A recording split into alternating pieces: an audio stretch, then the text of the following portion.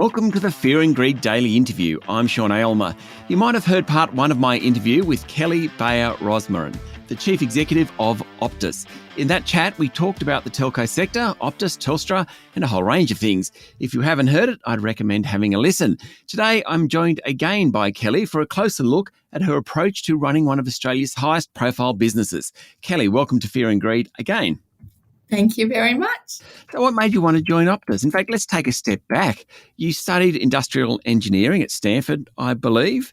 You also are at this Commonwealth Bank. Can you give us the elevator pitch and how you ended up at Optus? Well, as an engineer, I love solving problems. And I don't know why, but I'm really drawn to the most intractable problems you can find. And when I was leaving Commonwealth Bank and deciding where to go, and I didn't want to work for a competitor because I loved the bank, I looked at the telco industry and there was a big conundrum. From an external perspective, you look at it and think people are consuming more and more data. They've never been more reliant on that data. They love their phones. And yet the profitability of the whole telco sector globally was just in decline. Has been in decline. So it did not make sense. It should be the heyday for telcos. So I looked at it. I looked at lots of examples around the world. It seemed like there were no obvious solutions. So I thought, what a fantastic problem space to jump into. Could I come into this industry and could we find a different path to profitability, a different path to giving customers what they really want and to being able to lift returns to the levels that they should be? Now, I've got to ask you, Kelly, this is our second interview. You have a unique accent. Yes.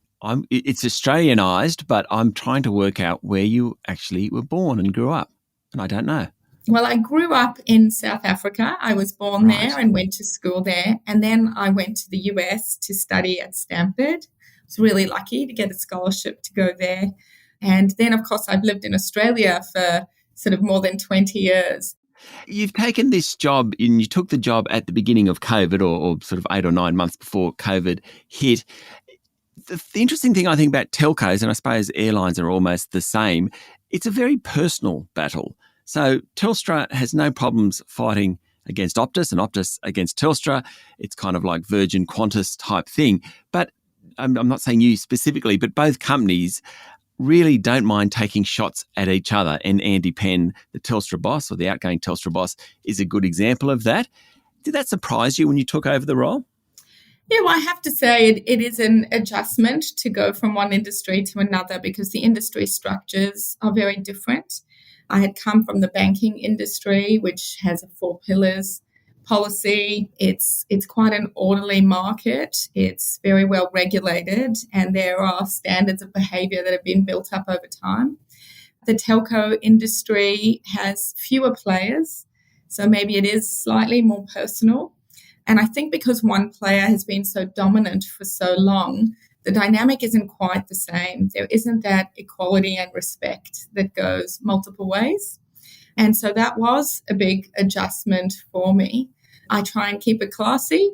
It's sometimes quite difficult when you see some of the behaviour that goes on, behaviour that I don't think would have been accepted in other industries. But you've got to play the cards that you're dealt. So, yeah, it's been a great learning experience for me. You're one of the few women that runs a major Australian organisation and you're a member of Chief Executive Women. What do we need to be doing to enable more women the opportunity or I'm not quite sure whether ability is a word, but just the chance to actually succeed someone like you and take on these bigger roles? Well, I think we have an abundance of riches in that we have a lot of talent in Australia, both male and female. And I know a lot of organisations are doing what they can to shine a light on that and provide the right conditions for female leaders to thrive.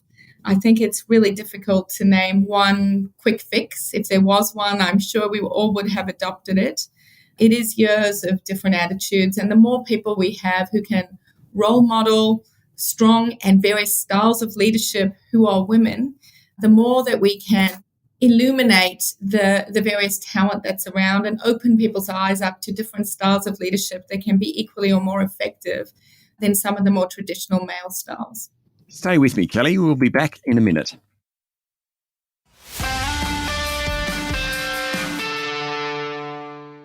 My guest this morning is Optus CEO Kelly Bayer Rosmarin.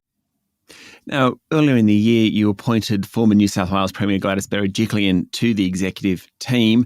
She was forced to resign as Premier, or she chose to resign as Premier after an ICAC investigation, but she was an extremely popular state Premier in New South Wales.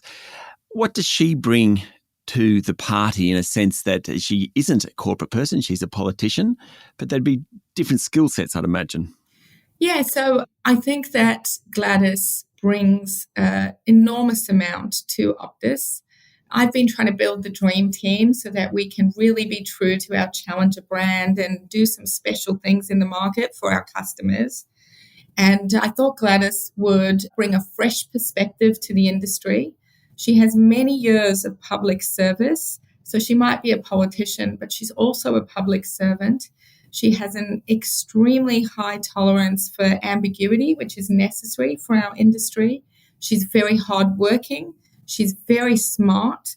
She was able to have a huge impact on the people of New South Wales, hence her popularity. And she also demonstrated very strong and clear decision-making all throughout the pandemic.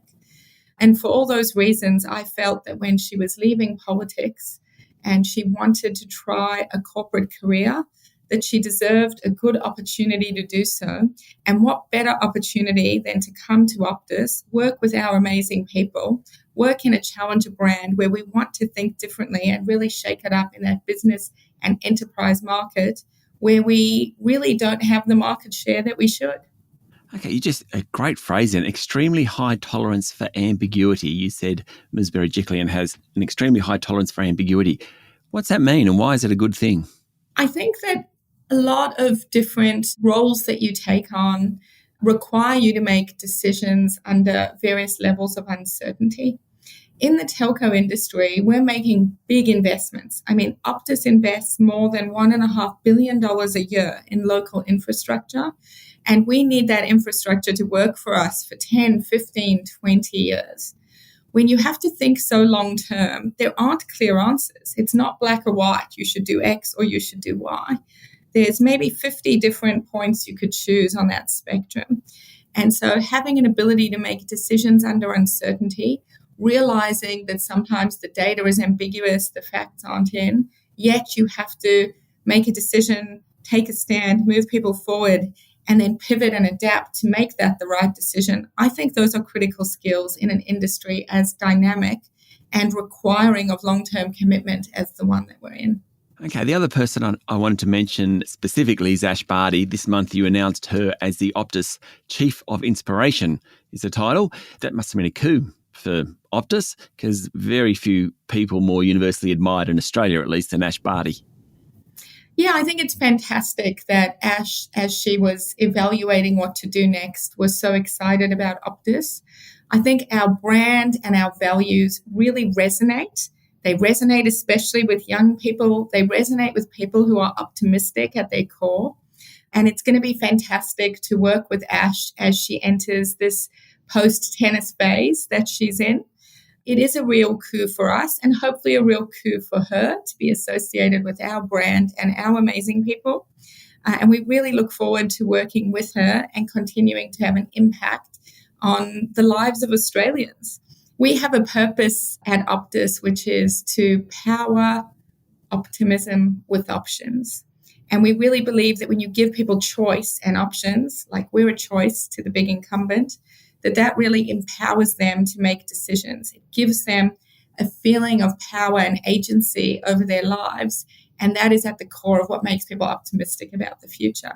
So I think Ash really fits into that. She's just made a very big decision. She had options some people might not have seen at that young age.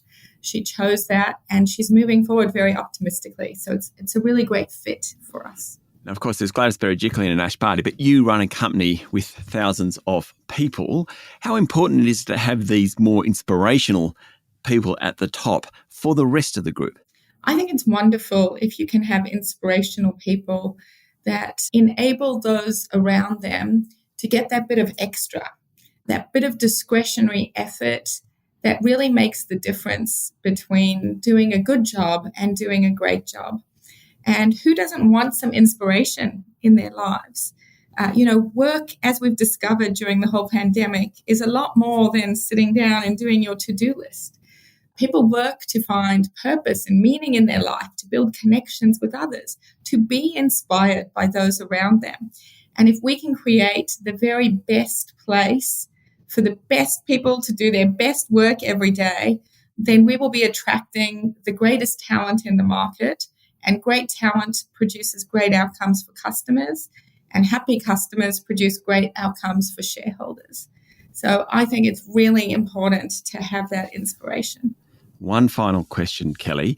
What are you requiring of people to do in terms of coming into the office or working from home? Yeah, it's a great question because we've had to do a bit of experimentation. We've had to really listen to our people, try different things. Where we've landed is somewhere that I think is actually quite magical and working really well for us. And we call it blended ways of working.